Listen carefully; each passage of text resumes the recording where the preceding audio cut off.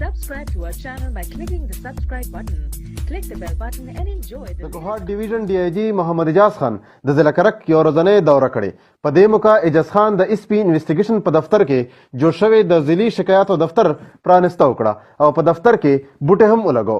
वो पुलिस पछी तो लूट सी गना का के दरे सर लगुनी कचराई तर सी गना और मास की वा कचराई बल्ले पे पके तक ने नसरती पके राशि गना तो पताना के मुंशियान पाती भी वा मुंशियान नूर पके सूत नहीं. د پرانستې نه پس ډي آی جي د علاقې مشرانو نه مسلې واورېدلې او د علاقې مشرانو ډي آی جي ته یو شمېر مسلې وړاندې کړلې. که چا د پولیس د نفرې ګیلو کړه خو ځینې مشرانو د منشیاتو په ضد د کاروایۍ غوښتنه وکړه.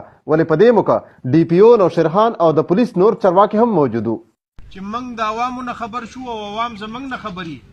عوام موږ ته د یو غاصب فورس په نظر نه ګوري، د یو څوکیدار چې کوم زموږ حفاظت کوي د هغوی په نظر راته وګوري. غونډې ته د وینا په وخت ډي آی جي اجاز خان ویلي چې تر څو پولیس او د ولس ترمنځ فاصلې کمې شوې نه وي تر هغې په علاقه کې امن و امان قایمول ګران ښکاري. د زیاته کړې چې د ضلعي شکایاتو په دفتر کې به اوس عام ولس هم د پولیس چارواکو په ضد شکایات درج کولی شي. ام عبدالله